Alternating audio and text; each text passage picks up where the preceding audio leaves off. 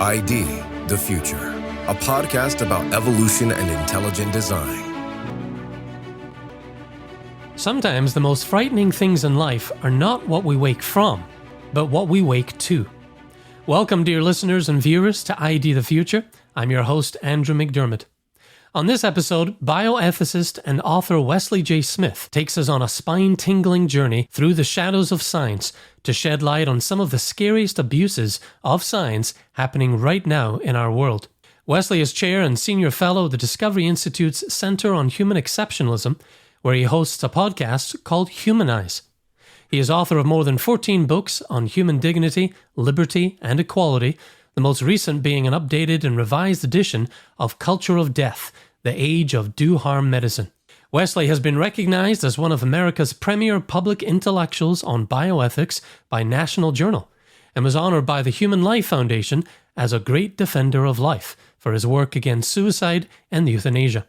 He has appeared on more than 1,000 TV and radio programs, including national shows like ABC Nightline, Good Morning America, Larry King Live, CNN, Anderson Cooper 360, and Fox News Network.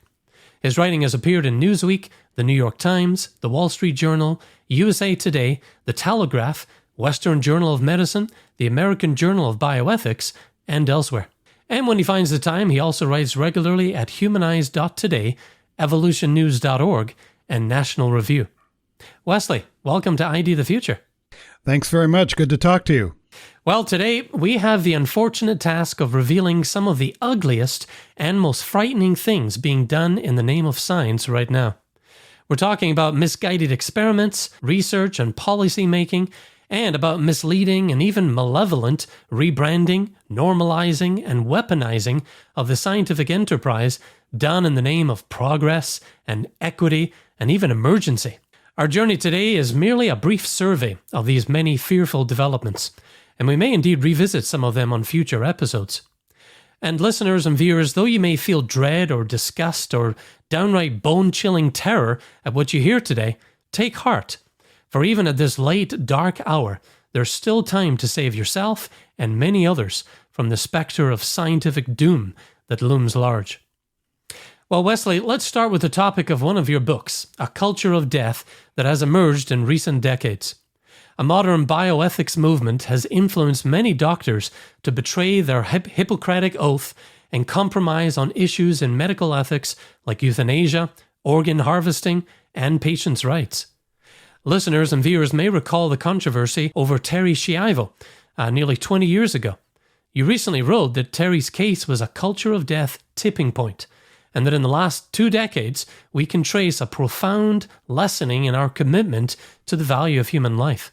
A recent example is a critically ill British teenager currently embroiled not only in fighting for her life medically, but in fighting the National Health Service in Britain and the courts over plans to stop her treatment and proceed with end-of-life care. She wants to go to Canada for an experimental therapy, which she believes might help her rare genetic condition. But her fate is in the court's hands. Wesley, can you speak to the current state of things in this culture of death and where things are headed? Yeah, sure. You know, it's very telling that doctors no longer take the Hippocratic Oath. And they don't take the Hippocratic Oath precisely because under modern sensibilities, things like abortion and euthanasia are acceptable. And I would point out that poor British girl that you described has since died. She was never allowed to pursue the kind of care that she wanted for herself and that her parents wanted for herself. And that brings up the issue of do-harm medicine. Often today, things that used to be considered an unequivocal harm are now thought of as a proper medical treatment. Things like assisted suicide. We see advocacy for declining wanted treatment in what's called fetal care or inappropriate care, where doctors say no to wanted, and I emphasize wanted, life-sustaining treatment, like that case in Britain.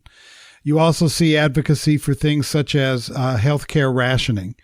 Meanwhile, doctors who wish to practice traditional Hippocratic medicine or perhaps follow things like Catholic healthcare moral maxims are being forced to abandon those in favor of the current, we might call unethical standards of care, such as what's going on with children and transgenderism.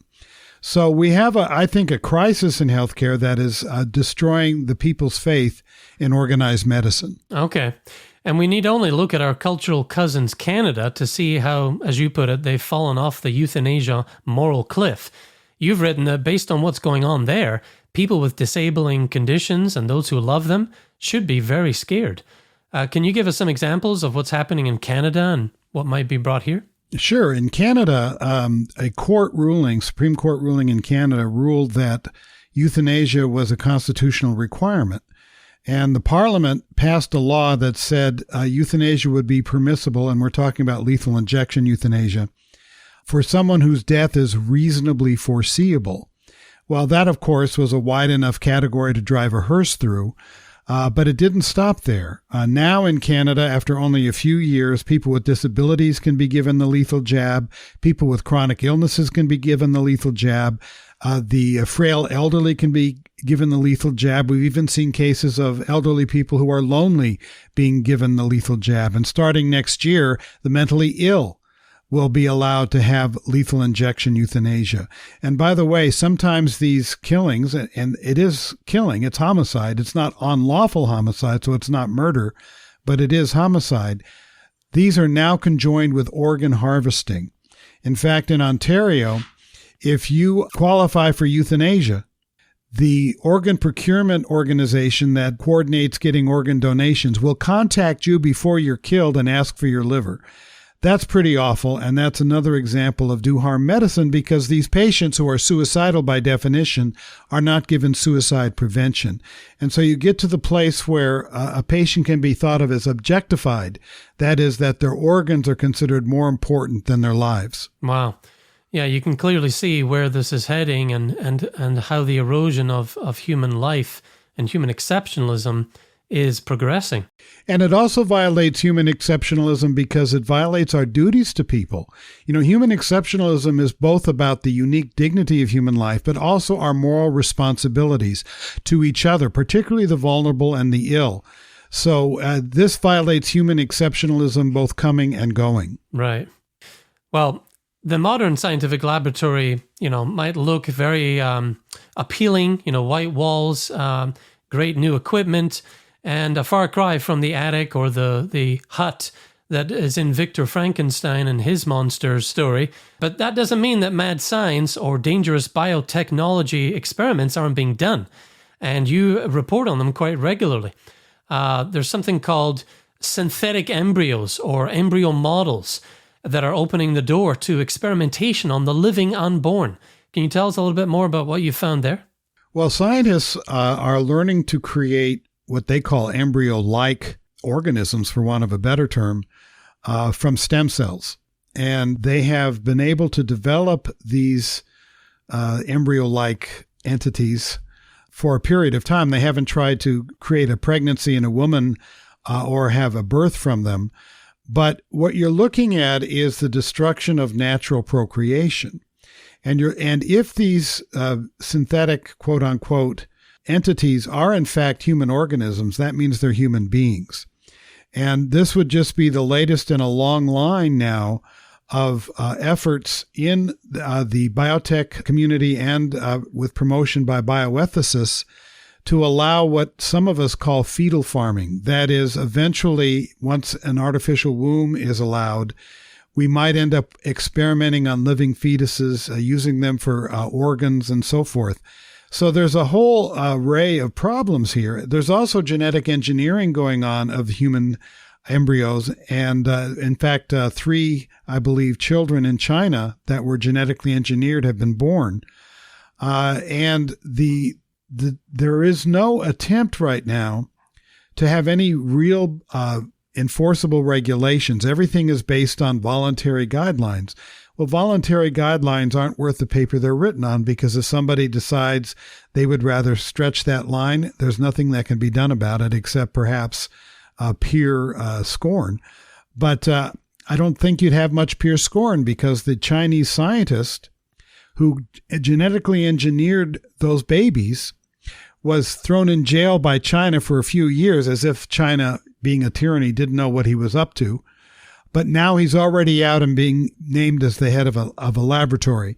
so that he can continue to conduct his work. And there was some American involvement in his work as well. In fact, China has become the nation where medical ethics and scientific ethics go to die, since if there's certain experiments you can't do here, you might be able to get them done in China. Wow. So we, in our regulations and recommendations that are being handed down from on high, they're depending on a morality in these considerations that may not be present anymore. Yeah, that's a problem. And we're not, but here's a bigger problem. We're not even talking about it. I don't believe that President Trump once mentioned biotechnology and the need to engage the international community in trying to create enforceable regulations. You know, when I saw Oppenheimer, it really struck me that scientist who helped create the atomic bomb understood immediately the need for regulation of atomic energy, both for peaceful purposes and non-proliferation of weapons. That was wise because that was the most powerful technology the world had ever seen to that point. But I submit that biotechnology, the ability to change any life form and any cell through genetic engineering and other technologies that are coming down the line, are even more powerful than atomic energy. But unlike then, we are not attempting to create non-proliferation or enforceable limits on the uses of these new our new scientific prowess. So this is very concerning. I mean, you think about the COVID pandemic. What if, and we don't know whether that was an engineered virus or not, but what if a terrorist was able to bioengineer a bird flu to make it even more deadly than might otherwise be the case? You could end up with a worldwide catastrophe, and yet nothing is being done to limit the experiments or to make sure that the wrong people don't get their hands on the technology. Indeed. Yeah. And it just feels to me like life in this technological age for all of us is moving so fast. We got so much stimuli. We got so many things that are concerning and crises that we don't know, up from down, and it's hard to focus on the most important ones. But as you're saying, biotech is definitely one of them. And part of it is because it moves faster than our moral considerations often do. And I also think that there's a problem with people saying, well, what can I do? I think there's a complacency that is set in, or perhaps a nihilistic sense of hopelessness, because the institutions that supposedly serve society now usually don't. They are imposing value systems on the rest of us that most of us disagree with, and pay no attention to what people on the street, people who they are supposed to be the protectors of, think about or care about. Right. It gives new meaning to them as public organizations. Well, you say you've personally witnessed scientists who have blatantly misled legislators and the public on biotech issues such as cloning, adult stem cells, and the nature of embryos. A few years ago, you reported that the 14-day restriction on embryo destructive research had been removed. You called that a con from the beginning. Tell us why. It was a con. Yeah, it was a con, C-O-N. So during the embryonic stem cell debate, starting around 2001, 2002, through the Bush administration, there was, as those who are old enough will recall, there was a great hue and cry about the relatively minor funding restrictions that George W. Bush imposed on the field. And I testified a lot in state legislatures around the country. I saw scientists blatantly lie about adult stem cells, how they were supposedly not capable of working to help create treatments, about the potential for embryonic stem cells, the idea people will be out of their wheelchairs, this kind of thing.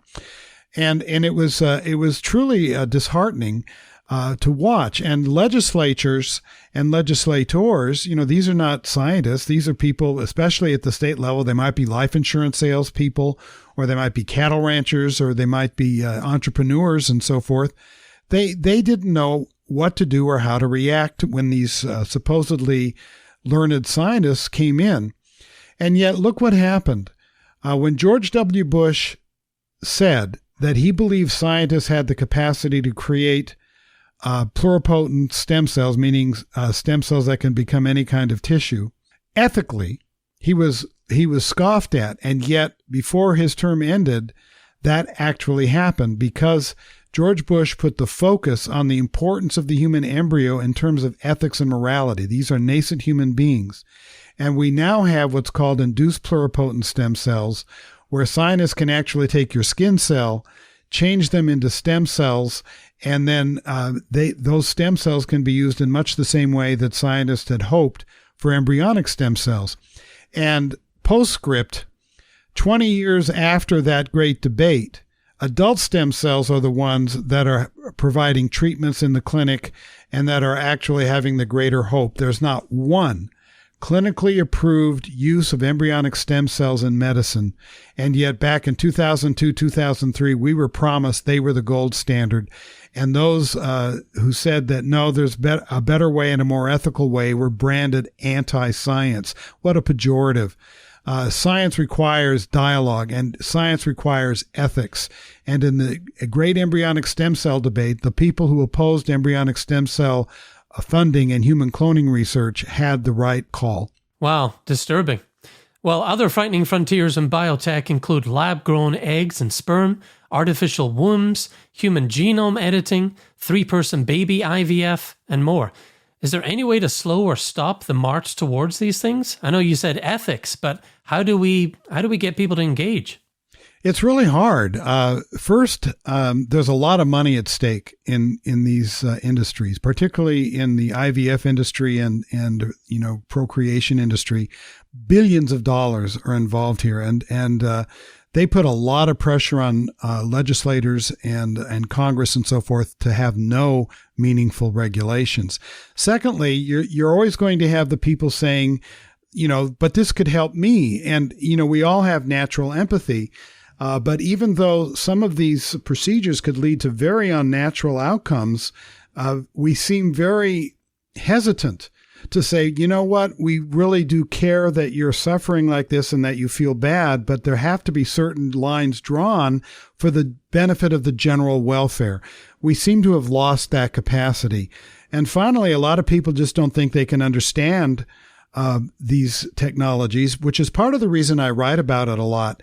Because I do have a talent for taking complicated and seemingly technical issues and translating them into what I call real people's language. So it is important for people to know about this and to engage in this, but it's very hard in a time when the institutions of our society pay very little attention to what the people think. Yeah, and what you produce is such a great resource for that reason, just to communicate these things to the public. Well, now as commitment to the value of human life is going down, the push to recognize the rights of non-human things continues. In an effort to move closer to the end goal for animal rights activists, which is outlawing all human ownership of animals, they want to give voting rights to animals now. It sounds crazy and otherworldly, but it's happening. And in other news, the nature rights movement wants to grant rights to, wait for it, oceans. When does the radicalism there stop? And what else is being done to erode human thriving with radical environmentalism? I've come to believe that there is no stopping of the radicalism. Once one objective has been achieved, it's on to the next. Let's talk first about animal rights.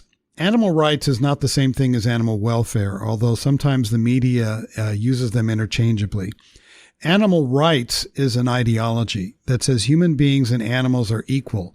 My book, A Rat is a Pig is a Dog is a Boy, gets into that. And that title is something I stole from Ingrid Newkirk, who's the head of the People for the Ethical Treatment of Animals, PETA, because she very infamously said, a rat is a pig is a dog is a boy. Basically, she said, there's no difference. We're all mammals, or we can all suffer. And the animal rights movement ideology that if an organism or an animal can experience pain, then they're equal. And that means that anything you do to an animal should be judged as if the same thing had been done to a human being, meaning that to the animal rights activist, cattle ranching is slavery, literally. And they don't mean that metaphorically. They mean it literally. Animal welfare, on the other hand, is different. Animal welfare understands human exceptionalism, and that part of human duties is to treat animals humanely, so that we have a right to make proper use of animals, for example, as food in medical experiments done properly and so forth. But that when we do so engage, we do so humanely, and that we never gratuitously cause suffering in an animal. And of course, the standards of animal welfare can change as we learn more about the animals that and their capacities to experience the world. But animal rights versus animal welfare is important. The animal rights activist disdains animal welfare because animal welfare agrees that human beings have higher moral worth than animals. It gets so bad in animal rights that PETA once ran what was called the Holocaust on Your Plate campaign for several years, in which they would literally state that the Auschwitz-type concentration death camp was the same thing as animal husbandry. And they made it a specific equation between gassing Jewish inmates and slaughterhouses. And they made a very explicit equation between a lampshade made from human skin and your leather jacket. So it's a very pernicious anti-human movement, animal rights, whereas animal welfare is the epitome of human exceptionalism. As to nature rights, this is a very radical environmentalism that wishes to create human-type rights for aspects of nature, including geological features. In fact, 6 rivers in the world and 2 glaciers have been granted human-type rights. And the idea here is that if anyone thinks that the rights, quote unquote, of nature are being interfered with, they can bring lawsuits to stop that interference, which means human enterprise is going to ground to a halt. Some of the other aspects of the nature rights movement are, as you mentioned, ocean rights, where there was actually a presentation at the United Nations recently to grant rights to the ocean, which of course would prevent a lot of shipping, a lot of fishing, and this kind of thing. We've seen the river rights, which has succeeded to a limited degree. And the idea, for example, in Santa Monica, where the Santa Monica City Council declared the rights of nature in that city when there's no nature left in that city. So it's an ideological statement that humans are just another animal in the forest. And I think the idea behind that is if we believe we're just one animal among many, that we will treat nature more gently and so forth. But I suspect the opposite is true. If we consider ourselves just another animal, that's precisely how we'll act. Yeah, it certainly fits within the evolutionary narrative. And, you wonder, well, where does all this thinking come from? Thinking often comes from teaching, and that teaching is happening in universities. Yes. Something that was whispered in a dusty lecture hall eventually makes its way to the public square over time. And we're seeing that in lots of different areas right now. But you make another point and give some other good advice about where this is coming from. If you want to see what is going so badly wrong in society, you say, read the professional and intellectual journals. Because once the craziness receives the imprimatur of the intellectual class, it's often imposed from on high as public policy, even if most people think it's ridiculous. So why does this so often turn out to be true? Well, because public policy is basically a top-down enterprise, not exclusively, but quite often. And the problem here is that many of the scientific and medical journals, the bioethics journals, are as much ideological tracks as they are scientific studies. So the New England Journal of Medicine, for example, will often have in every issue a very woke ideological advocacy section along with their normal scientific studies. You see the same thing in The Lancet. You see the same thing in science journals such as Science and Nature.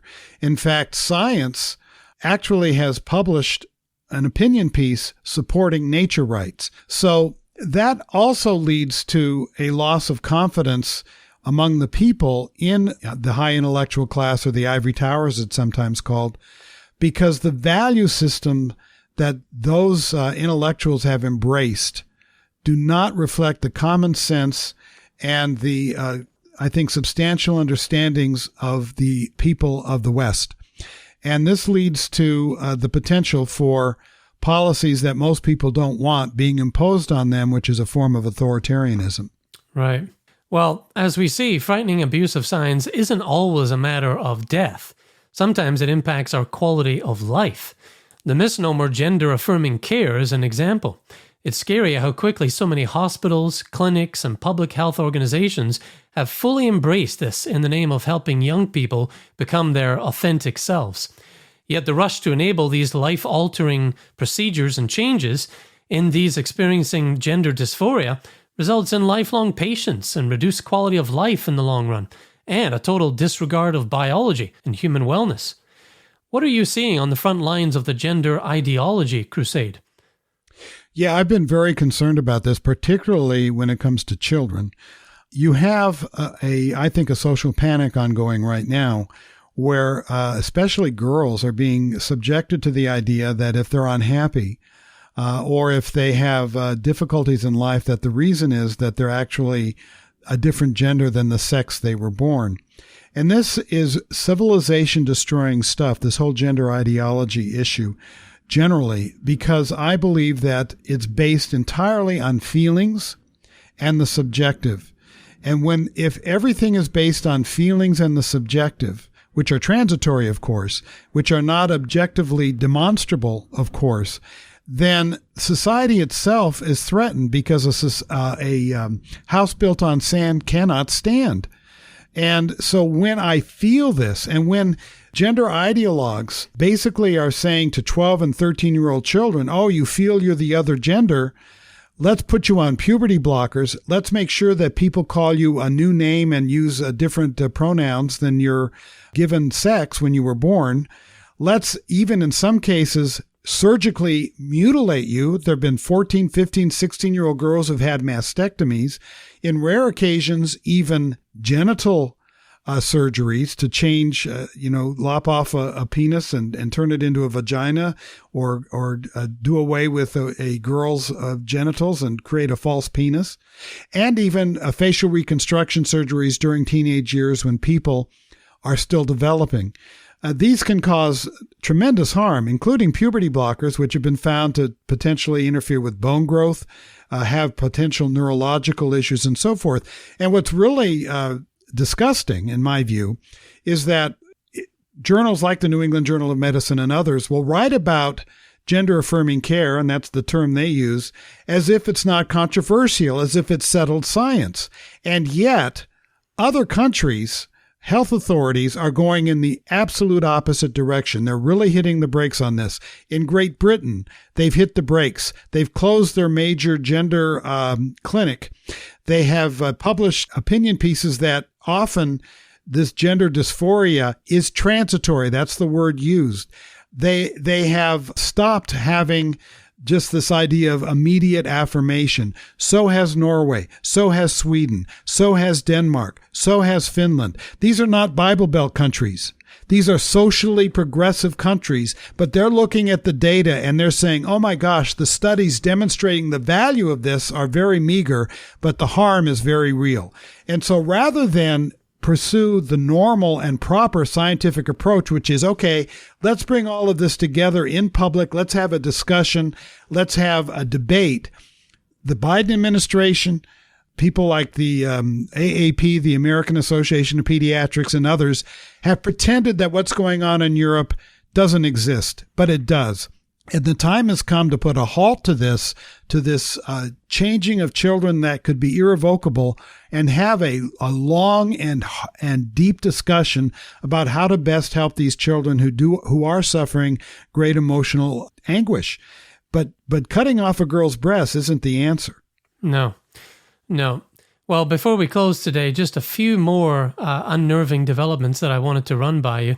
First, you recently write about the push from evidence-based medicine to science-based medicine. Now, sounds innocuous. Evidence-based medicine refers to medical decisions guided by the published data, but that approach is now being criticized because the best evidence is often in the eye of the beholder. What is science-based medicine, and who gets to decide what evidence is best? Yeah, this is a new approach, which I think is actually a destruction of the scientific method. Because what that science-based medicine implies is that there is some central authority that can tell you what the science is, what the science has found. And often science has different analyses. People look at it differently. There are different facts that come in. So the best way to public policy is to bring in all the evidence and hash it out, not to have the best approach, imposed from on high. During the COVID pandemic, we saw a lot of this where, let's say the public health authorities decided, as an example, that shutdowns are the only answer. And then when you had people like J. Bhattacharya and others who wrote the Great Barrington Declaration questioning whether shutdowns were actually best, particularly for children, keeping children out of school, they were attacked by the powers that be. They were attacked by the media. They were castigated by their own universities when what they were engaging in was proper scientific questioning and heterodox hypotheses. That is how science is supposed to work. Having a one-size-fits-all or some central command structure that decides what is the proper approach and what is the proper evidence is not science. That's ideology. And it would seem that shifting to a science-based medicine approach will only quicken and embolden those that are engaged in censorship in the name of science. That's the idea. And calling it science-based is to try to eradicate dissent. And that cannot be allowed to stand. We can't allow the lexicon to be created in such a way that those who disagree with the orthodoxies of the day are somehow stifled. Right. Because if that happens, then it's something like eugenics, where you just have an ideology running rampant and causing tremendous harm. Science needs dissent to be science and to go further and to continually test hypotheses and even settled theories. And that's why we can't allow this kind of science-based approach as opposed to evidence-based approach to prevail. Hear, hear. Well, finally, there's the frightening reality that science and medical journals have become highly ideological on many of the most important and contentious societal issues of the day. In a recent article, you warned that severing the discourse from true scientific objectivity could mean legitimate research gets stifled, articles get refused by politicized editors, and even that scientists will self-censor. Oh, I better not put that in. Oh, I better reword this or redo this. And we're already seeing this. You go on to relate the very recent story of a climate scientist who acknowledged that he pulled his punches in a climate change article in order to be published in the prestigious journal Nature. And in his article telling his story, Patrick T. Brown writes, "In theory, scientific research should prize curiosity, dispassionate objectivity, and a commitment to uncovering the truth. Surely those are the qualities that editors of scientific journals should value. But it isn't so, is it?" Well, increasingly that seems to be the case. And I was really proud of that scientist who believes in climate change, but who said, the recent fires, I believe it was in California, were not just climate change caused. There were other factors involved, but he didn't put that in, that kind of hedging, that kind of nuance, because he believed that he and his co-authors' piece would not have been published otherwise. And that's really frightening. And the editor of Nature denied it. But clearly there's the impression out there among scientific researchers that this is true. And of course, you also have to follow the money. And issues like climate change, all the money is going to go to people finding that climate change is worse, and a lot less money going to people who might be questioning current orthodoxies. You see that in gender ideology, which we discussed earlier. When the New England Journal of Medicine publishes article after article in favor of gender ideology without even mentioning dissents, it's pretty clear that if somebody provided a really good critique of gender ideology, well-sourced, well backed up with citations, it's unlikely that the editors would publish it because they might be afraid of the hue and cry that would come once they did that. And we've seen case after case of scientific journals publishing heterodox views and then having the orcs, if you will, attack them and try to get them fired as a consequence of breaking orthodoxy. In fact, at the Discovery Institute, when Steve Meyer years ago published a peer-reviewed piece in, I believe it was the Smithsonian, Richard Sternberg was assaulted, not physically, but in his career, for having had the temerity to actually publish a dissenting view, to the point that even the General Accounting Office said he was being discriminated against in employment, and eventually he was forced to quit his work in Washington and eventually did join the Discovery Institute. But that shows you what can happen when ideology trumps science in these journals. Right. And it's still happening across the board. Yes, and I think it's getting worse. Yeah.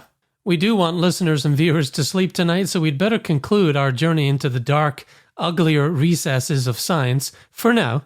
There are plenty of other examples of abuses going on in science right now, and as I said, it would be a delight to have you back to discuss more. If you can't wait, though, you're hereby invited to listen to the Humanize podcast. It's hosted by Wesley J. Smith. You can find it at humanize.today/show.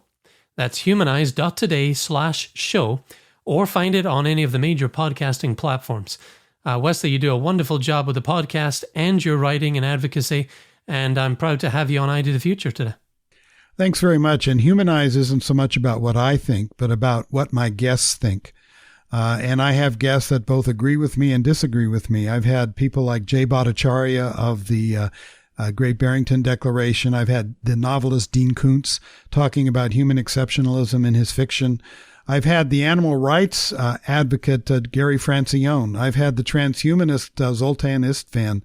I've had the Chinese human rights activists and so forth.